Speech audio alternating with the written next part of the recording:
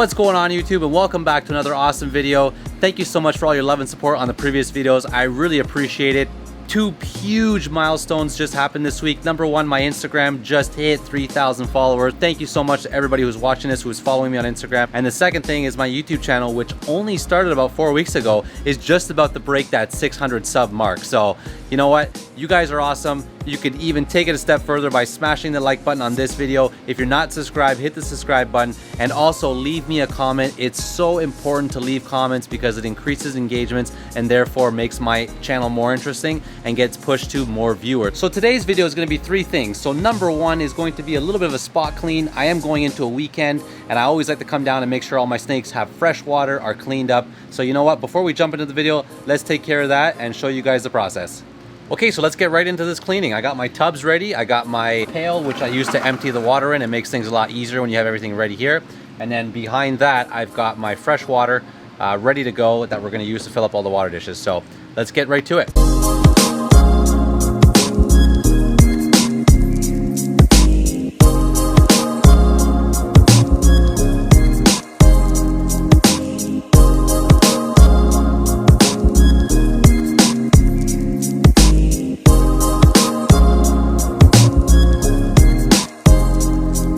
If only it was that fast, right?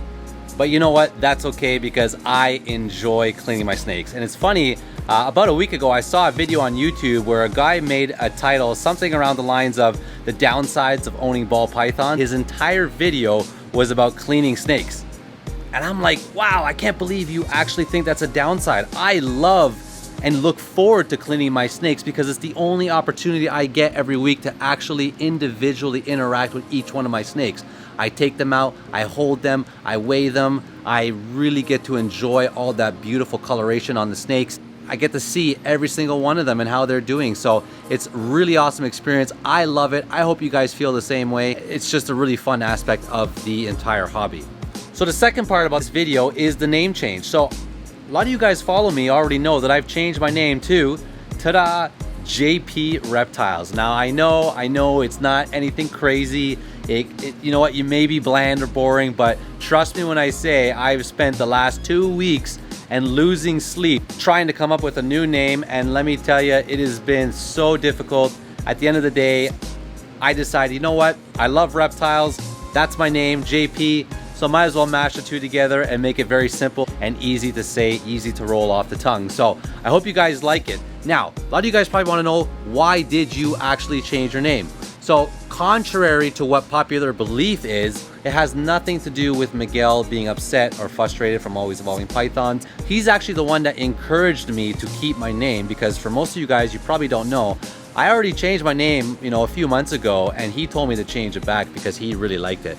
But after the CRBE Expo 2 weeks ago, when we were walking around and meeting people and doing filming together, we got into a lot of situations where we were mistaking each other's names or other people were confused. So we both decided collectively to agree that, you know what, it's probably best for me to have my own name and change it. And that's exactly what it is. So Miguel, if you're watching this video, I'm so jealous because I love the word evolving, but hey, there's a lot of history behind that word and you, and I'm so glad you have it. So I hope you guys enjoy my new name. So that's really all about it for today's video. I'm cutting it short because I've got a lot of footage that you're about to see.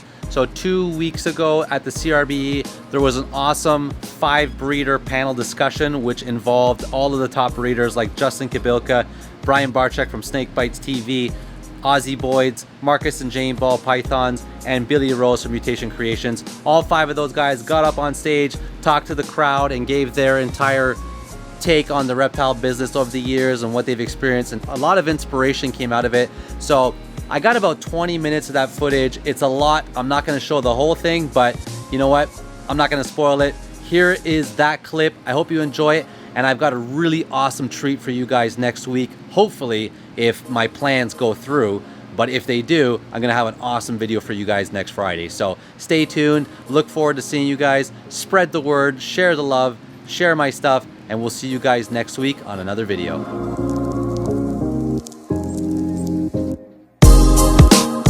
Good afternoon, everyone. How is everyone doing today? Welcome to the CRBE Ball Python Roundtable. We got a couple of people up here, some you may know, some you don't know. Brian Barczyk, everyone. Billy Rose, Mutation Creation. Excellent. I'm Mark Mandick from Markus Jayne Ball Pythons. I'm Ahmad Osman from Ozzy Boids. And Justin Kobylka from JP Reptiles. Thank you very much for joining us, gentlemen. How are you guys doing today? We're doing great. Good. Are you guys having a good show so far? Very good. Yeah? Yeah. All right, so let's talk ball pythons. Where do you see it from where it was a few years ago? Okay, in 2000, I walked into my first reptile show, and the first 3 people I encountered when I inquired about ball pythons, they said, dude, it's over. Okay, the bubble has burst. There's no future in ball pythons. You can probably have people tell you that today, but if you walk around this show and you look at some of the stuff that we've produced so far, we're really just beginning. Because when we got into this, really weren't any ball pythons that got better with age and were really nicely colored. Now, you have to get a box of Kleenex when you open up Justin's page, because you can't help but drooling. I mean, his Instagram feed. Ozzy, I just send a message, stop. Just stop now, okay? Because every time I see something that I think it can't get any better, it gets better. So, I mean, when you go through your stuff and you see the potential, it's mind-blowing. It's mind-blowing. Justin? Yeah, I completely agree. There's not been one year that the market has not been crashing, right? And the reality is that the interest is real, right? The animals are real, and it just keeps getting better. It keeps getting more complex, more intense, and there's every year I'm more excited than I was. Every year the business grows. Every year it's a little better, and every year I see more people excited. So tell me what part of that is not growth. It's amazing. So how do you guys feel with how social media has impacted the business for you guys? How has showing so many new colors, new variations, how has that impacted on the positive and the negative for you guys? Do this. Social media, to me, is a blessing for myself. Not only can I send out what I'm making and get interest and inspire other people, but you know, Ozzy, when I see stuff that he produces, inspires someone like myself. There you go. I'm new to this, everybody, so you know, I can produce something, put it on social media, get buzz. People are inspired by what I do. I see stuff marked for years. Justin, Ozzy, Mariah, everybody. There's new breeders that make stuff that I never even thought of. And when people are when people look at it, and especially myself, I can see myself inspired and follow a direction. Orange Dream makes, you know when other people make stuff, you know what to do with it, what not to do with it. And Ozzy says it a lot of times too. It's sometimes great, if not better, not to be first, which is true. It's better not to be first sometimes, because you can see what other people have done, and if you want to follow that path or not. And hey Brian, you ever use any social media? The interwebs are tough for me, you know what I mean? But I want to circle back for a second. I think when it comes to the market and what these guys are talking about, you know, we've been involved since the early days of ball pythons, and you know, as prices moderate on some stuff, all it does is kind of open up the market for other things, right? So let's face it, everyone can't spend $10,000 on a ball python. So something that was $10,000, yeah, we all have. But you know, something that was $10,000 comes down to $500. it gives the ability for the market to expand. You know, you can then buy something that you only dreamt about before. Look at pie balls. Billy bought his first pie ball for $35,000. Now you can buy one for under $500, and it's obtainable. But now there's the lavender pies, and, you know, so it's a good thing when prices come down because it opens the market to the next wave of things. And that's how you start. You don't start by buying a $35,000 ball python. You start by buying a $500 one or a $300 one, and then you work your way up. So it's really not a negative thing when prices come down, right? It's actually a good thing for the market. And the demand for ball pythons hasn't changed. You know, as a matter of fact, if you did a graph, you might see kind of a fluctuation in pricing, but you would see a complete, you know, growth spurt for ball pythons. So it hasn't slowed down. And, you know, someone asked me at one point, you know, what's going to replace the ball python when it comes to the king of reptiles? And my response was a ball python, because there is no next. You know, ball pythons are the perfect animal. They're big enough to be impressive, but not too big to be scared of. They're so polymorphic. So yeah, I'm always, although these guys really are the new guard, I'm kind of, you know, the back end of this now. You know, I was in the beginning, was developing a lot of things. These guys are the poster childs now. You know, these guys are up on the wall for me as well. I love following them, but I'm very bullish on the ball python market. So socials are really interesting because they have expanded the market like crazy. You know, when it used to be, I was talking about this when I talked a little bit ago, it used to be you had to go to a certain little place on the internet, a forum that nobody knew of, kingsnake.com, and that was the only way you got exposure to some of to this industry, or you had to go to a show, but that was just the tiniest little sliver. And through social media, we've seen this grow and grow and grow, and through Brian's channel and all different ways, we've seen that the market is massive. And as people have been exposed to these animals, amazing things happen. It's really the animals, right? But getting the ability to get the animals in front of the people one way or another, and socials has given us an amazing ability to do that. It's transformational. Yeah. Okay, guys, so you guys have decades worth of information in your heads using ball pythons. What would you suggest for a new up-and-comer? What are some of the pitfalls that they should look out for? Wow, so I think the biggest challenge that I see personally and that I've personally witnessed over the years, again, there can be a lot of negativity and there can be a lot of things out there that will discourage you, you know, and when you have a collection, things happen, you know. It could be a fire, an incubator malfunction, you know, the market could get really, really slow where things are not selling. There's always going to be something to discourage you. And the key to success, in my opinion, is to be able to maintain that excitement and to stay positive and stay true to yourself and pursue the things that you love and that you're passionate about no matter what. And I think if you can do that, then you're going to have success. Because all of the guys that have stuck it out in this industry, you know, right? I remember when these guys first started out, you know, I was right there with them.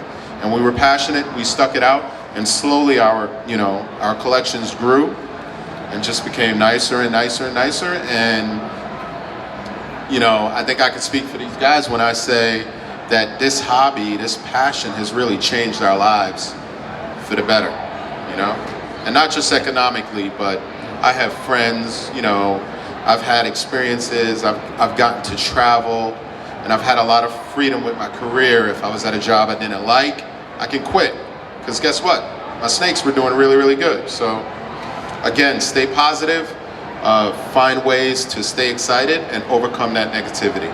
Yeah, and I think that to follow up with Oz, and I that was great, Oz. First off, there's a saying that says negativity wins the short game, positivity will always win the long game. So that's one thing. The other thing was Billy had an amazing event last night that a bunch of us came to and saw his unbelievable collection of snakes. And he told us a story and shared with us what Oz was saying about stick-to-itiveness, you know, not giving up. You know, he had a pair of double head ghost clowns, maybe double head ghost clowns with other genes in them, and literally from 2012 to 2018, 6 years, he missed and missed and missed. And then this year, he crushed it and killed it. Like, I mean, it was like 1 in 200 or something odds. He crushed it. The point is that, again, there's a saying that says you never know how close you are to success when you give up. So don't give up. Do it because you're passionate about it. I mean, that's the one thing that I learned through the years is that, you know, if you're doing it for the money, you're doing it for the wrong reasons, you're never going to be, you know, successful. You know, it is the journey. You know, and I've seen these guys' journey, and it's been amazing to watch, you know, them all grow. I remember when Justin first started, and Oz with, you know, hanging out with Ian. I remember, you know, going to Ian's wedding together, and it's just amazing. Even Billy, I mean, what he's done, and obviously Mark. I think Mark is one of the OGs as well. I think he's definitely one of the OGs of the thing. So stick to it, do it because you love it, and you'll be successful, and the journey will be awesome. Listen, this is a marathon. If you plan on getting into this, breeding ball pythons is not a sprint. Okay, you got to be prepared to go the long road. And if you look at a marathon, you've got all these people starting off in one big group, like the Boston Marathon or whatever, or in the Olympics or whatever. And then eventually you get these runners that just stay consistent, and they start moving ahead of the pack. And the way you continue to make a name for yourself in this industry is to just stay ahead of the pack, to come out with snakes that nobody else has. And you know, those snakes will make a reputation for you. A lot of people say, you know, I'm just starting out or whatever. But if you get your reputation from what you produce. And because of social media, we can show the world those snakes. So I have a rule, or I call it the 5 Ps. Any guesses on what the 5 Ps are in ball python breeding? Anybody?